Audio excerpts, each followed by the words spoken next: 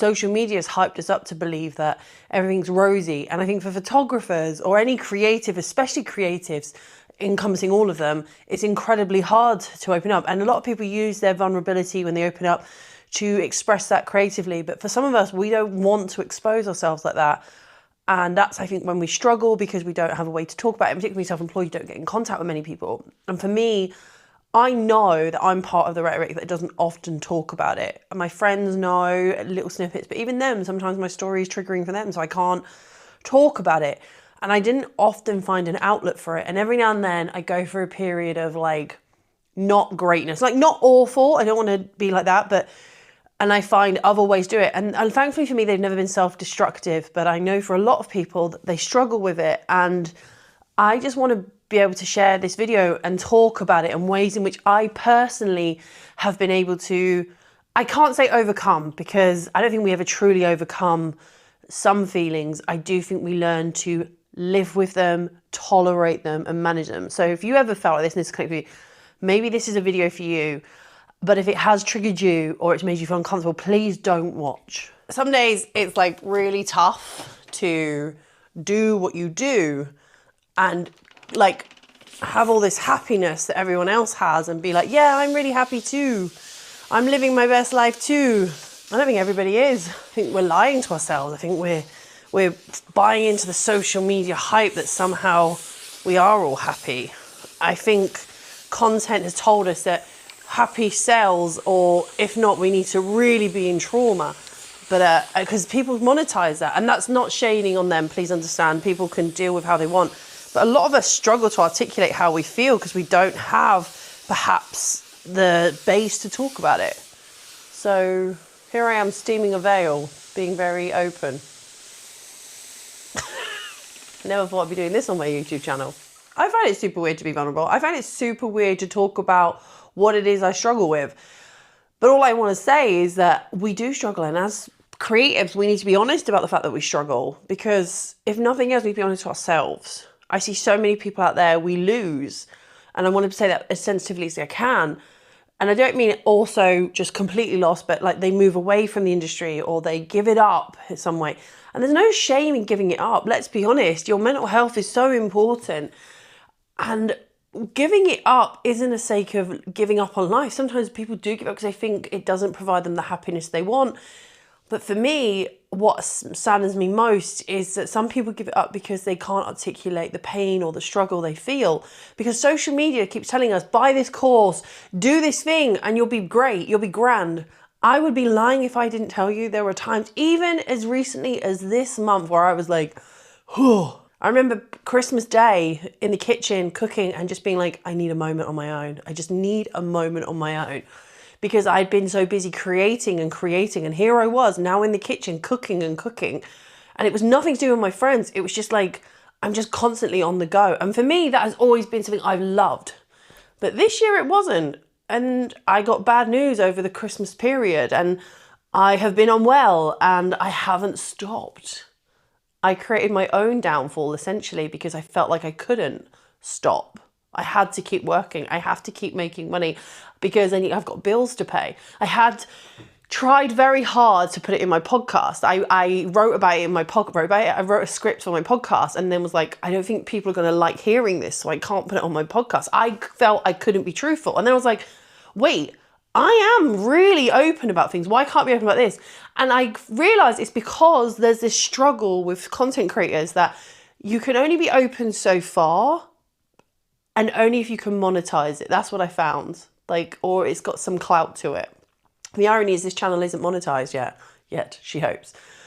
But also, I wanted to talk about it because my inbox was full of people having the same problem. And I got tired of losing people. I certainly didn't want to lose any more people. I certainly didn't want to feel this feeling of forebodingness when I logged in online and I was seeing it. And I realized one of the things about social media is that it does make it pretty, or makes it, you can overcome this if you just post about it and then you'll be fine. And actually that's not the case at all. So for photographers out there who are struggling, here are some of the things I look after for myself. And I'm not saying it worked. Like I said earlier, manage it, learn to tolerate it, if that's the right term. So one of the things I do is make sure I go outside. And I know that's really silly, but getting outside, out of the space that I'm festering in, or the place I'm, bed rotting in, whatever it is, get out. I know, and you're going to hate it. You're going to hate it. But getting out, even if it's just getting out into my own garden. And I think what helped me is I have 2 dogs. Regrettably, I lost Frankie at the end of last year. So I have my 2 dogs. I have to walk them. I have to. I'm not cruel. I walk them. That helps. But also just listening to uplifting music. I turned away from listening to podcasts sometimes because, I had a big thing about listening to true crime podcasts. And over a while, you're listening to all this bad stuff and it does have a rub on you.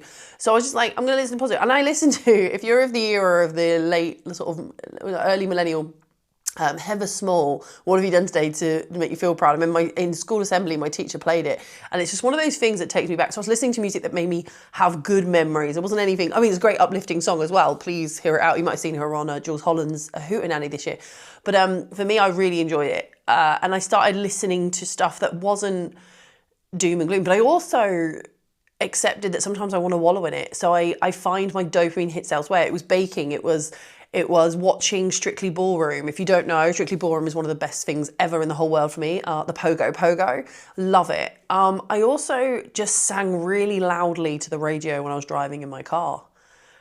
I didn't always rely on friends. I know it's really controversial, but I can't always talk to my friends about what's bothering me because they have so many problems of their own. And I know they'd want me to share it, but what I'm suffering from sometimes is to do with my childhood, things that have happened to me, and it brings it up and I get triggered by it. I can't share that with them because it's incredibly triggering for them. So I wrote about it. I don't think necessarily it's going to become a book. I just wrote about it. I wrote about how I felt. I also indulged in areas to make it more of a story, but I also put it into the perspective of how I felt at the time, and I brushed over things that I'm not ready to share because I don't need to open all the wounds to feel better. I need to understand how I can cope day to day. And you can say go to therapy. I have been to therapy. One time I went to therapy, the therapist walked out in tears. She was like, I can't. And I can't tell you how hard that was. People can tell me it's a bad therapist. It was this. It's fine. I don't think, for me, I think therapy is a great thing. I remember when I was younger calling Childline. I remember calling the Samaritans when I was older because I was struggling, because my childhood was horrible, utterly horrible. There wasn't good times, and I'm allowed to say that, and you're allowed to say that too. You are definitely allowed to say that about yours. So how I cope now isn't necessarily throwing myself into art, which so many people like to do. For me, it's doing everything but this until I'm ready to come back to this. And then you might go, well, financially, yes, financially, you do have to earn a living. Financially, you do have to earn a living. I'm going to put you there now. You do. And I would be freaking awful if I told you don't earn your money the way you need to earn it. But if you can't do shoots like this, do the ones where you don't have to have an emotional burden to do them. Headshots, street photography, stock photography. And just like a lot of my friends, go find a job where you have zero responsibilities, a part-time thing, work in a cafe, work at the library, find something, or even if it's just creating a space where you can earn a little bit of money, where you don't have to rely on this so heavily, okay? I don't know the answer to what job would work in your area or what skill set you've got, and there is a potential. And I know there's not a lot of jobs out there equally. I've got one friend who's an amazing fashion photographer who literally works at McDonald's because he works at the drive-thru. I've actually gone through the drive-thru. That's how I found out he worked there. I don't know why. What did I get? Oh, because my friend was pregnant and she wanted McDonald's fries and a strawberry milkshake, literally in it. Gross, right? And he's like, I'm here. He went, hi, oh God, hi, how lovely to see you. And he says, I hope, and he very she says, I was so embarrassed when you saw me. I said, what are you embarrassed about? Why? I'm not going to shame you. There's nothing shameful about working. And he said it's because online, he creates this huge persona that he's really successful, but he needs to go there because some months he's not, but also he needs the routine and he needs the lack of responsibility. I think that's a freaking beautiful thing to admit and be able to do. I think that's fucking beautiful, actually. Maybe you'll see me working at a McDonald's sometime soon or another fast food joint. Who knows? Because sometimes I miss the routine. I miss regularity in my life. I love the spontaneity of it, please understand. But I grew up in a very regimented household, which is probably why I don't want to read into too much here and trauma dump here, but also then I joined the military and I had an incredibly strict routine there. And even when I graduated out of the military and I was I was in my own in the military. I still kept to a very regimented routine. It helped me cope. It wasn't like OCD or anything like that. It was a comfort area. I knew that if I put my clothes in that way, that's where they were always going to be. I was no longer coming home like as a child and finding them on the floor covered in piss, or having them burnt or shredded in front of me. Like, I didn't have to worry about that. And for me, that routine for me has felt good. So finding routine in your life. And I know I go on about like how I don't want to manifest and do things, but some of my friends find journaling incredible. I tried journaling. I don't journal, like write it down, because I don't know, I like to audio record it or type it. I find I flow better like that. And you might have seen, if you saw my trip to Norway, I was sat writing stuff there. Norway's always been a place of relaxation for me, and it's a privilege to be able to afford to fly there. It's a privilege to be able to go there, but also the people there want nothing from me, right? I don't know how to explain this. My beautiful friends there want nothing from me but to exist in their life and be happy. And that's not to say my friends here don't, but when you combine that with getting away, the air's clean, so my lungs feel better, I'm literally lifting myself out of this situation and going to those friends, I feel better. So maybe Norway is not your peace. Maybe it's down by the sea. Maybe it's out on the wilderness. Maybe it's in a busy centre. Maybe it's hanging out with your mate in a Weatherspoons. Find the friends that don't burden you, who just want you to exist with them. And I think that's a really big thing, because sometimes you have to cut friends off who want a lot from you. I had a lot of friends who demanded, when we went out, pretty much that I paid the whole way. I had friends who, when I went out, would bring plus ones, and I would somehow be paying the rounds of drinks for 2 people, yet they only bought 1 back. And it became like a financial burden. And while off and on it wasn't right, but it did have a problem. So for me, when life gets really tough, I book a flight to Norway because I have the privilege. I need to acknowledge I have the privilege that I can. I go there, I sit with my friend's little boy. He is the biggest hit of dopamine I've ever had in my entire existence, right?